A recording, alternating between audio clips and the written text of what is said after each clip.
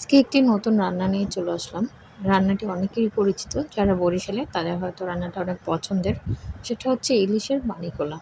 তো চলুন আজকে দেখে নিই কীভাবে রান্নাটা করছি। দেখুন প্রথমে একটা মিডিয়াম সাইজের ইলিশ মাছ নিয়ে নিয়েছি। মাছটা খুব বেশি বড় না, কিন্তু মাছের ডিম হয়নি। সেই মাছ খেতে কিন্তু মজা। তাহলে চলুন কেটে নিই। তো আমার কাটা হয়ে গেছে। দেখুন আমি আমার পছন্দ অনুযায়ী সাইজ দিয়ে নিয়েছি। আপনারা যেভাবে কাটতে পছন্দ করেন সেভাবেই এটাকে কেটে নিতে পারেন। এখন চলুন রান্নায় চলে যাই। তো প্রথমে একটা কড়াই নেবেন। খুব অল্প ঝামেলার, মানে একেবারে ঝামেলা নেই বললেই চলে এই মাছটা রান্না করতে। বিশেষ করে ইলিশ মাছে খুব বেশি কম মশলা দিতে হয়, বেশি মশলা দিতে হয় না। তো সেরকমই এখানে শুধুমাত্র পেঁয়াজ আর মরিচ কুচানো, আর কোনো কিছুর দরকার নেই তেমন। যারা খুব বেশি ঝাল খান তারা আসলে এর মধ্যে আরও বেশি পরিমাণে মরিচ দিতে পারেন। আমি এখানে লবণ দিয়ে দিয়েছি স্বাদ মতন, আর দিলাম এখানে সয়াবিন তেল, আর একটু সামান্য সরিষার তেল দেবো একটু ফ্লেভারের জন্য, খুব অল্প। তো দেওয়া হয়ে গেছে। এটাই হচ্ছে টোটাল মশলা এই রান্নাটার জন্য। আর কোনো মশলা দেবো না, যেমন আপনার মরিচের গুঁড়ো, হলুদের গুঁড়ো এগুলো কিছুই দেবো না। আপনারা চাইলে দিতে পারেন, কিন্তু আমার মনে হয় এরকম খেতেই বেশি মজা হয়। তো এখন এটাকে খুব ভালোভাবে মেখে নেব। খুব ভালোভাবে মাখবেন, মনে করেন জামাইয়ের উপরে রাগ এটার উপরে মেটাচ্ছেন সেরকম। খুব ভালোভাবে চটকে নিচ্ছি। এখন যখন পেঁয়াজটা একেবারে নরম হয়ে যাবে তখন বুঝে নেবেন মাখাটা হয়ে গেছে। তো দেখুন পেঁয়াজটা একেবারে নরম হয়ে গেছে। তো এখন আমি মাছগুলো দিয়ে দেবো। মাছগুলো দিয়েও এটাকে খুব ভালো করে মেখে নেব। এভাবে উল্টে পাল্টে ভালো করে মেখে নেবেন। এই রান্নাটা কিন্তু বরিশালের জনপ্রিয় রান্না।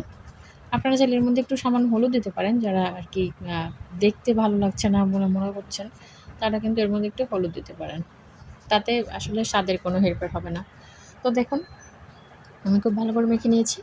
এখন জল দিয়ে দেবো, যেটা হচ্ছে মেইন।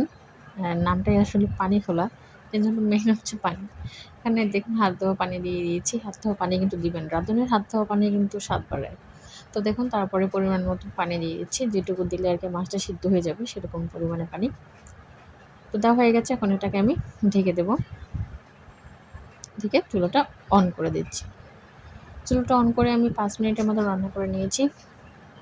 দেখুন মাছটা কিন্তু মোটামুটি অর্ধেকটা সিদ্ধ হয়ে গেছে এবং কালারটা চেঞ্জ হয়ে গেছে। আমি কিন্তু হলুদ দেইনি, তারপরও কালারটা দেখে মনে হচ্ছে যে সামান্য হলুদ দেওয়া। তো হলুদ না দিলেও হয়তো বা কোনো ম্যাটার করে না। দেখুন আমি মাছটা একটু উল্টে দিচ্ছি।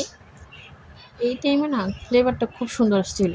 আপনাদের হয়তো বোঝাতে পারছি না, আপনারা যারা রান্না করবেন তারা হয়তো জানেন এই টাইমে ফ্লেভারটা খুব সুন্দর আসে। আমি শুধু এভাবে ফ্লেভার নিচ্ছিলাম, খুব ভালো লাগছিল ফ্লেভারটা। তো দেখুন এখন আমি আবার ঢেকে দেবো অল্প আঁচে। এখন রান্না করবো আরও 5 মিনিট। তো 5 মিনিট পরে ঢাকনাটা খুলে নিচ্ছি। আমি এটা মিডিয়াম আঁচে রান্না করেছি 5 মিনিট। তো দেখুন তেল ছেড়ে দিয়েছে এবং মাছটা ভালোভাবে সেদ্ধ হয়ে গেছে, এবং আমি এটুকুই আর কি ঝোল রাখতে চাচ্ছি, আর ঘন করবো না। এটার ঝোলটাই খেতে অনেক মজা হয়। তো এখন চুল অফ করে দিলাম। চুল অফ করে 1 মিনিট ঢেকে রেখেছিলাম। ঢাকনাটা খুলে নিয়েছি। দেখুন এখন একেবারে কত সুন্দর কালার আসছে, মনে হচ্ছেই না যে আমি হলুদ দেইনি। খুব সুন্দর একটা রাজকীয় কালার, যেমন দেখতেও ভালো লাগছিল আমার কাছে, একটু আলাদা একটা কালার, এবং ঘ্রাণটা অনেক সুন্দর আসছিল। তো দেখুন তৈরি হয়ে গেছে আমার পানি ফেলা। চাইলে আপনারা এভাবে ট্রাই করতে পারেন। টাটা।